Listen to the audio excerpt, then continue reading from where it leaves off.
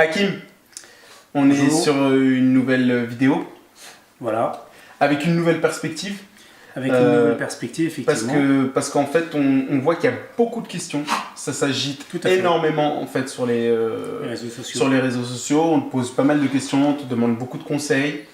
Donc on a décidé de faire en fait une autre manière, un petit peu ces vidéos. On va prendre parfois quelques temps pour répondre en fait aux questions des gens.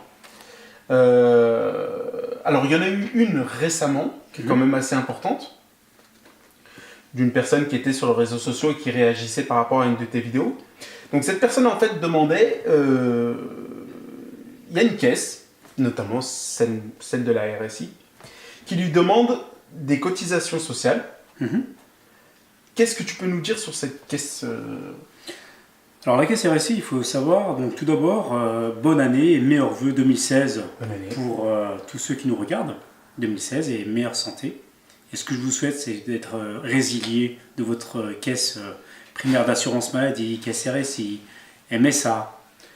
Il y a une grosse offensive qu'on va faire, d'autant plus que moi je vais attaquer certains directeurs de caisse, car il faut savoir que la caisse RSI, c'est une caisse opaque, complètement opaque.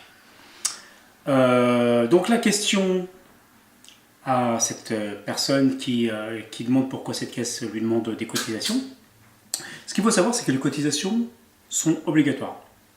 Mais obligatoire ne veut pas dire forcément obligatoire à cette caisse-là. Car n'oublions pas qu'on est en 2016 et qu'il y a des réglementations européennes. Et en termes de réglementation européenne, un citoyen européen peut avoir et peut travailler partout en Europe. Peut avoir une assurance en Europe, peut avoir un compte en Europe et peut avoir une sécurité sociale en Europe. Par conséquent, la caisse qui lui demande de payer des cotisations, je ne sais pas si elle est dans son droit. Le problème qui se pose, c'est que c'est un problème national en France. Il n'y a qu'en France. Français, c'est Oui, un problème c'est un français problème. en ce moment. Et les gouvernements, j'ai bien dit les gouvernements depuis 1945, incitent et nous obligent à payer des cotisations sociales à la sécurité sociale française. Et dans aucun texte, il est dit qu'on doit payer des cotisations de sécurité sociale française. C'est marqué des cotisations de sécurité sociale. Point barre. Voilà, c'est ça la grande différence. La différence, elle est là. En ce qui concerne l'interprétation des termes juridiques, bon, chacun fait son interprétation. Mais aujourd'hui, il y a des justiciers, des juges qui se prennent pour des justiciers, se sont permis de prendre la place du Conseil constitutionnel et à botter en touche une question de priorité de constitutionnalité.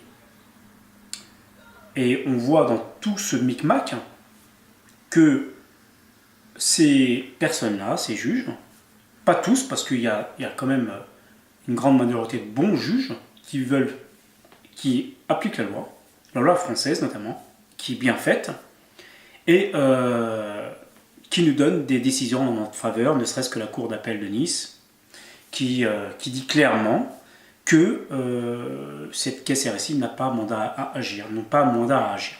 Donc je vais étayer pour cette personne-là et pour toutes les personnes qui nous écoutent, qu'est-ce que c'est la caisse RSI? Alors ce qu'il faut savoir, la caisse RSI, c'est une caisse opaque. Opaque, ça veut dire quoi?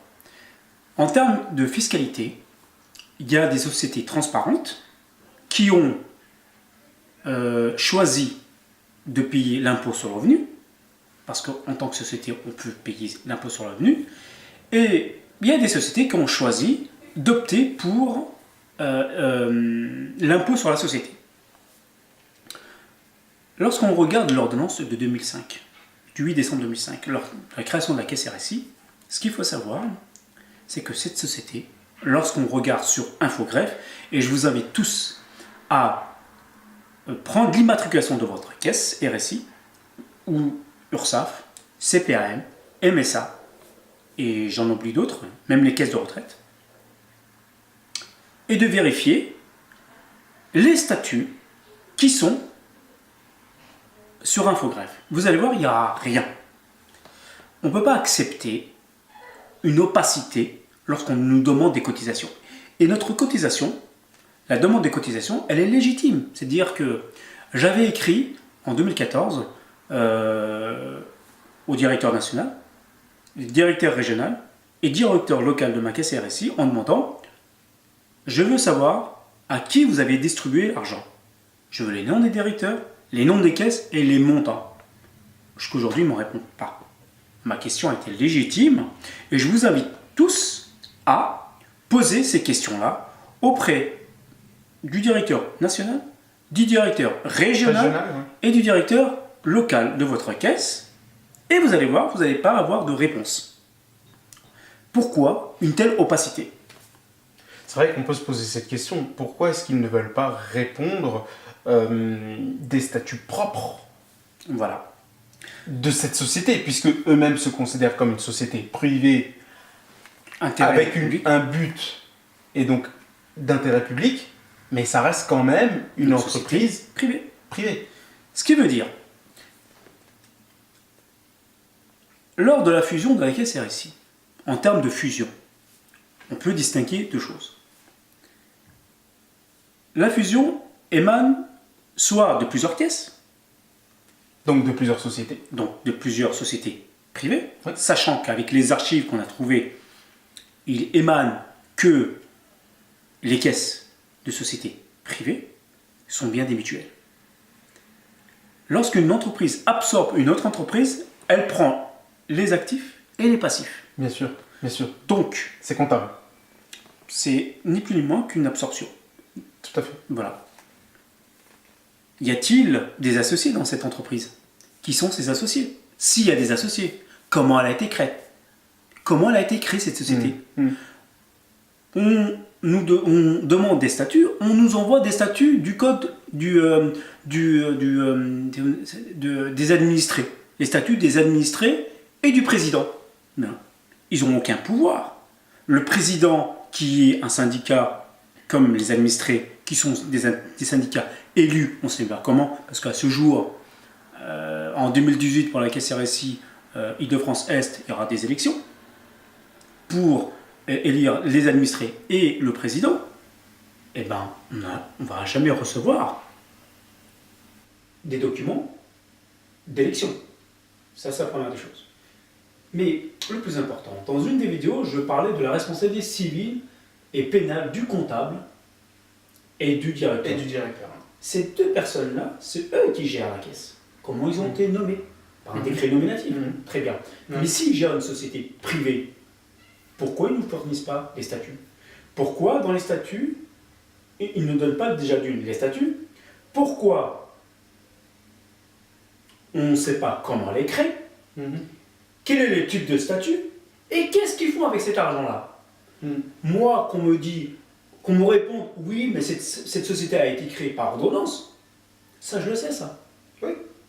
Le législateur... Ça reste une entreprise privée avec des statuts. Déjà. Quel est le mandat à agir du directeur? On ne sait pas. On ne nous donne pas. Est-ce que le directeur il a un mandat à agir? Est-ce qu'il a agréé? On ne sait pas. Le comptable, c'est pareil.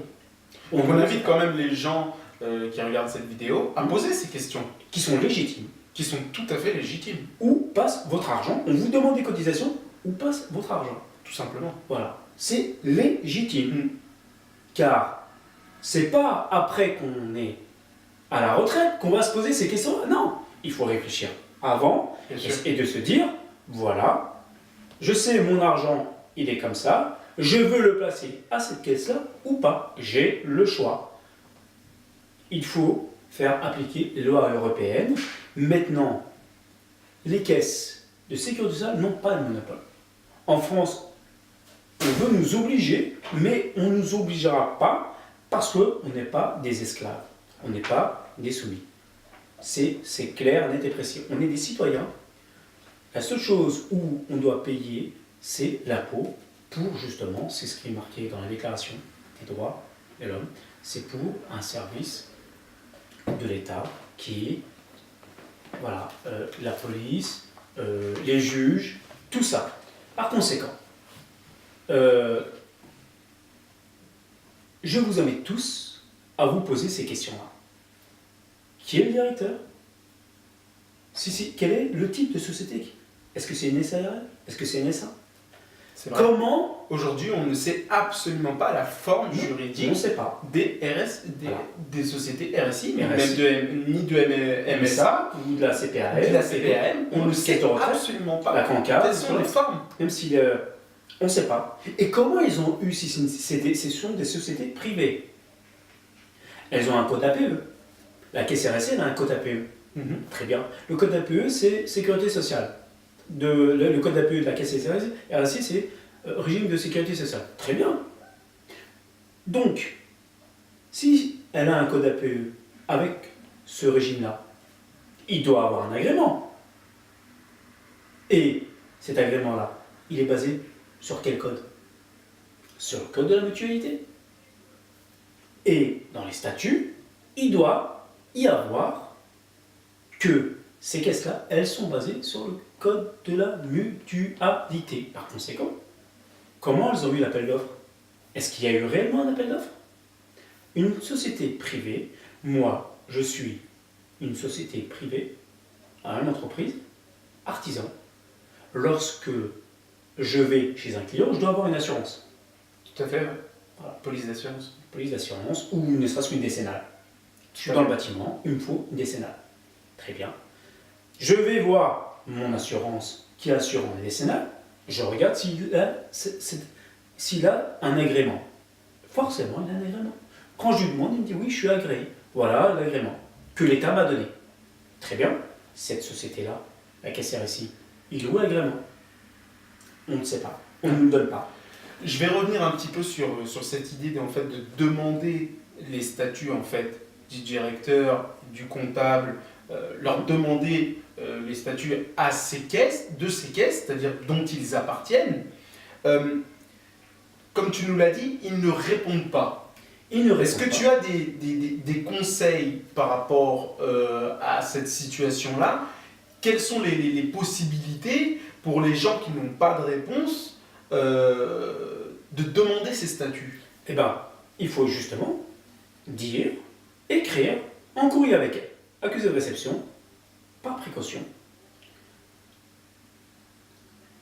au nom du directeur, parce que c'est lui qui est responsable, C'est lui qui est responsable. et le comptable, de demander les statuts auxquels ils ont été déposés